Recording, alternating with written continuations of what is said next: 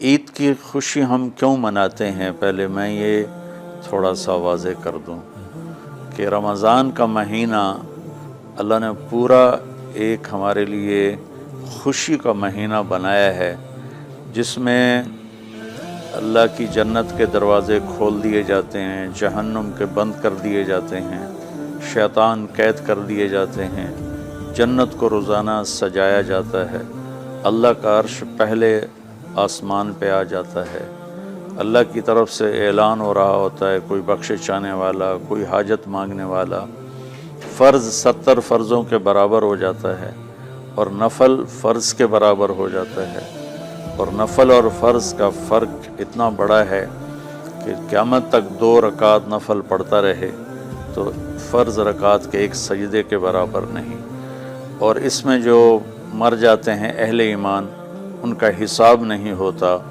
ان کو قبر میں منکر نکیر نہیں آتے، اللہ تعالیٰ ان کو معاف فرما دیتا ہے۔ اس طرح 29 دن رات یہ سلسلہ چلتا ہے، اور آخری رات پھر اللہ تعالیٰ اعلان فرماتے ہیں کہ میرے بندوں نے رات کو قیام کیا، یعنی تراویح کی نماز پڑھی، دن میں روزہ رکھا، تو میں نے اس پر ان سب کی بخشش فرما دی۔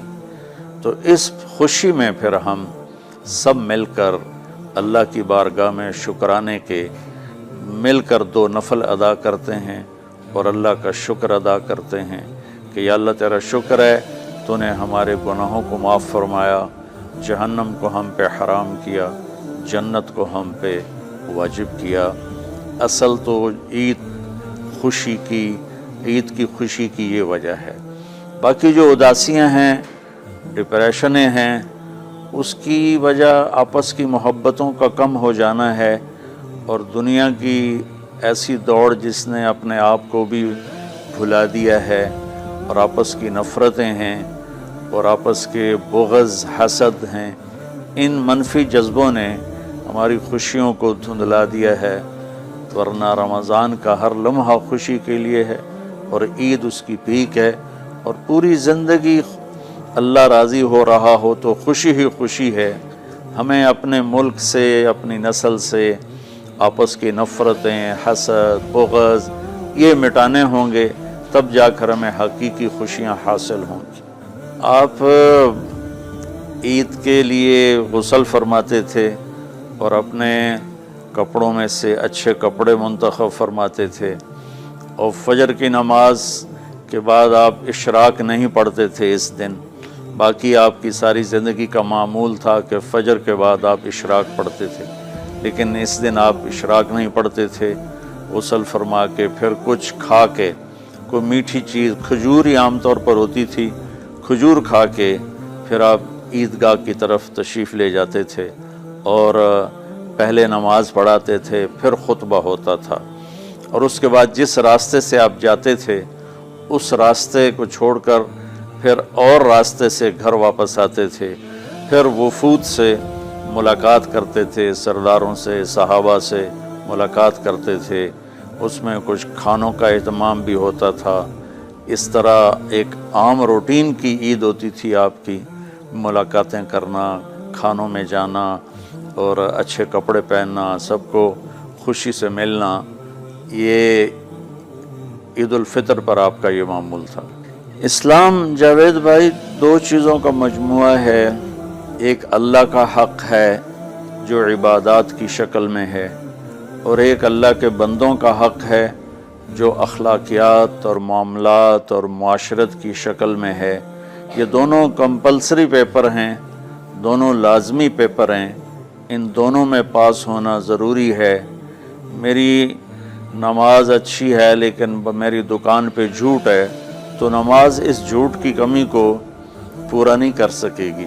میری دکان پہ سچ ہے لیکن میں نماز نہیں پڑھتا، تو میرا یہ سچ بولنا میرے نماز کی کمی کو پورا نہیں کر سکتا۔ اللہ کے نبی نے دنیا سے جاتے ہوئے 2 لفظوں میں سارا دین بتا دیا تھا۔ جب آپ کے جانے کا وقت قریب تھا تو آپ 2 لفظ دہرا رہے تھے، الصلاۃ وما ملکت ایمانکم، میری امت میرے بعد ایک نماز نہ چھوڑنا، اور ایک امت کے غریب مسکین لوگوں سے، نوکر غلاموں سے اچھا سلوک کرنا۔ یہ دو الگ الگ ڈیمانڈ ہیں. جیسے پانی پینے سے روٹی کی کمی پوری نہیں ہو سکتی اور روٹی کھانے سے پانی کی کمی پوری نہیں ہو سکتی. یہ دونوں الگ چیزیں ہیں. اخلاق کو عبادت کی کمی پر نہیں کر سکتی اور عبادت کی کمی اخلاق کو اور اخلاق کی کمی کو عبادت پورا نہیں کر سکتی.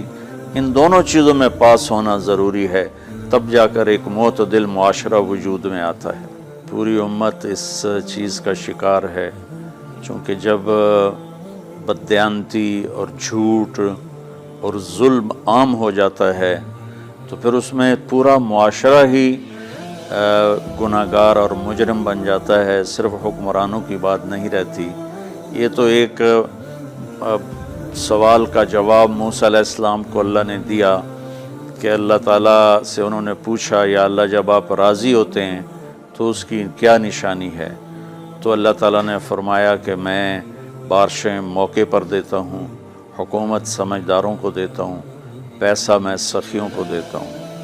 تو پھر انہوں نے پوچھا جب آپ ناراض ہوتے ہیں تو اس کی کیا نشانی ہے؟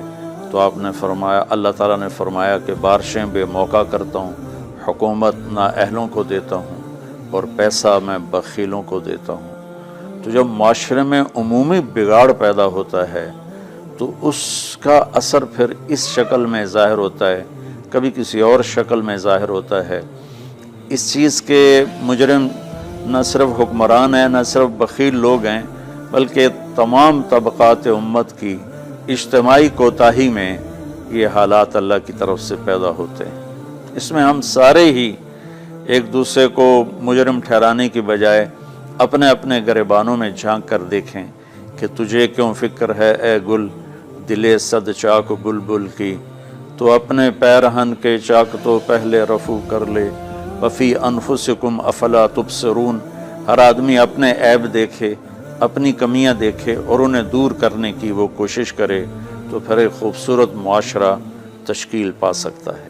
کہ میں اس عید کے خوشی کے موقع پر اپنی قوم سے ہاتھ جوڑ کے اپیل کروں گا کہ جھوٹ بولنا چھوڑ دیں، دھوکہ دینا چھوڑ دیں اور ظلم کرنا چھوڑ دیں.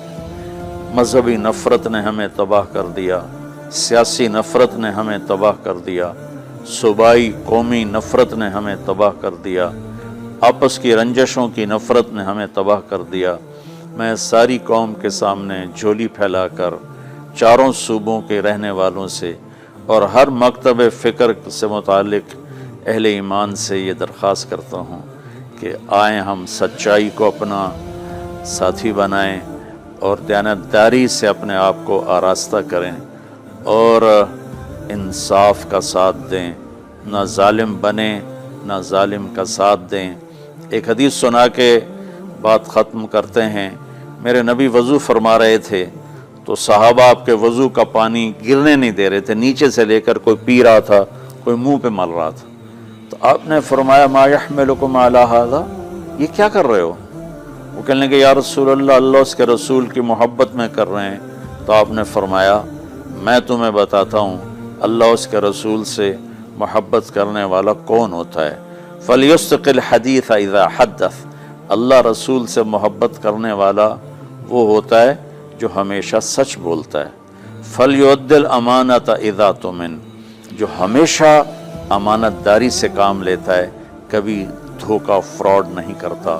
فَلْيُحْسِنْ جِوَارَ مَنْ جَاوَرَهُ، اور جو ہمیشہ اپنے پڑوسیوں کے ساتھ اچھا سلوک کرتا ہے، پڑوسی اپنے ہوں، غیر ہوں، مسلم ہوں، نان مسلم ہوں، وہ ان کے ساتھ اچھا سلوک کرتا ہے. یہ 3 نشانیاں ہیں عشق رسول کی. یہ 3 باتیں میری قوم اپنا لے تو یہ اندھیرے اجالوں میں انشاءاللہ تبدیل ہو جائیں گی.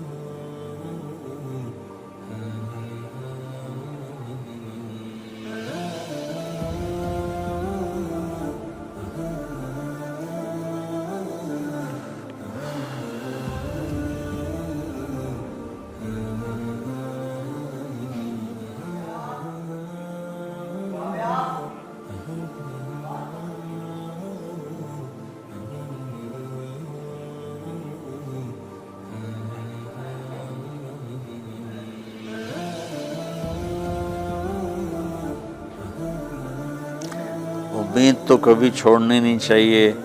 جیسے دیکھیں مریض کے ساتھ ڈاکٹر آخری حد تک جان مارتا ہے، اس کی جان بچانے کی کوشش کرتا ہے، پھر باقی جس کے نصیب میں موت ہوتی ہے وہ مر جاتا ہے، لیکن ڈاکٹر کبھی بھی اس وجہ سے نہیں چھوڑ دیتا کہ یہ مر جائے گا.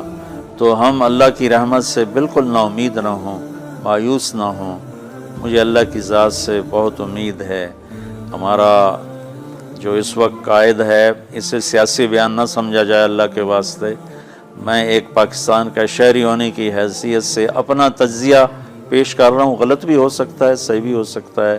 وہ بہت مخلص محنتی آدمی ہے. تو مجھے اللہ کی ذات سے امید ہے اگر ہم سب مل کر ساتھ دیں سچائی کا، دیانتداری کا، انصاف کا، اور آپس کی نفرتوں کو مٹا دیں، تو انشاءاللہ ضرور صبح ہوگی. کوئی وجہ ہی نہیں کہ صبح نہ ہو.